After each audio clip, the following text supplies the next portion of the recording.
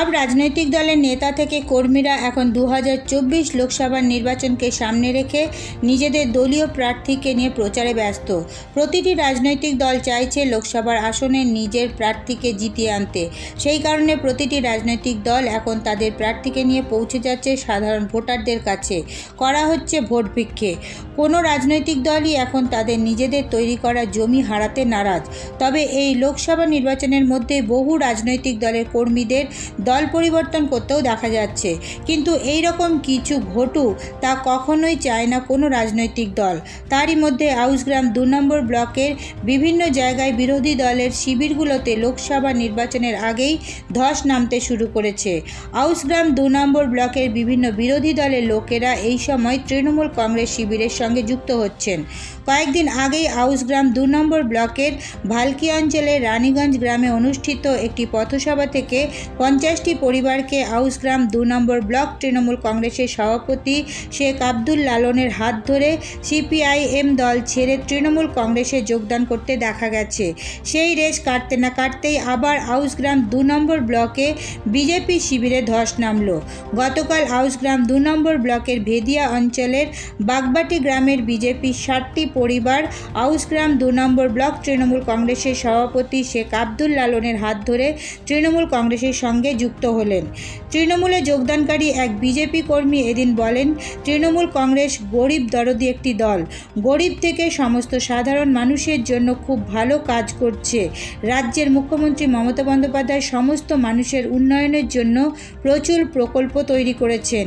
সেই উন্নয়নের সঙ্গে সামিল হতেই বিজেপির থেকে তৃণমূল কংগ্রেসে যোগদান। তৃণমূল হচ্ছে খুব গরিব দরদি দল এবং আমাদের মুখ্যমন্ত্রী আছে মাননীয় মমতা ব্যানার্জি, তাদের সঙ্গে তারা এত উপকার, মানুষের এত উন্নয়ন, চারিদিক থেকে এত উন্নয়ন করেছে, তার জন্য আমরা সবাই এতদিন বিজেপিতে থেকে আমরা সেরকমভাবে কারণ কোনো সাহায্য না পেয়ে বিভ্রান্ত হয়ে এবং তাদের উপর বিরক্ত বোধ হওয়াতে চারিদিকে এত সন্ত্রাস সৃষ্টি, এরকম চারিদিকে ঝামেলা অশান্তি সন্ত্রাস সৃষ্টি হওয়ার জন্য আমরা সবাই মাননীয় মমতা ব্যানার্জি এবং ব্যানার্জি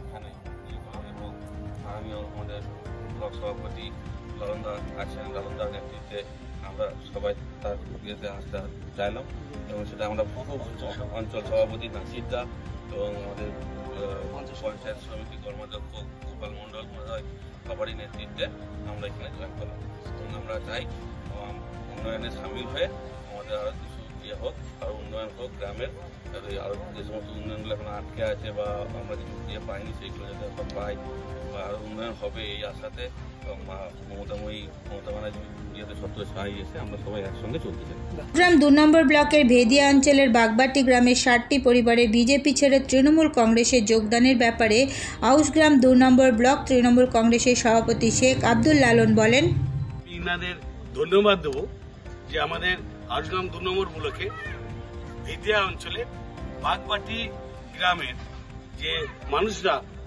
দিদির যে লক্ষ্য, আমাদের সেনাপতি অভিষেক ব্যানার্জি যে লক্ষ্য সর্বদাই জন্ম থেকে মৃত্যু, শিক্ষা থেকে স্বাস্থ্য, কি সিপিএম কি তৃণমূল কি বিজেপি এটা তিনি বলেন না, এনার লক্ষ্য একটাই কি যে সকল মানুষকে পরিষেবা দেব। মানুষকে যেমন আজকে আমাদের দেশের যা অবস্থা, আমরা স্বাধীন দেশে রয়ে পরাধীনের মতো রয়েছি, তাই তিনারা ডিটেনশন ক্যাম্পে পাঠাবেন, মানুষ মারবেন, এই হচ্ছে তিনাদের রাজনীতি। আর কি করেন, ভোটের সময় শুধু আসেন বাড়ির পাখির মতো দিয়ে এখানে ভাওতা দিয়ে যান, ভাষণ দেন, আর দিদি ভাষণ নাই, দিদি রেশন দেন।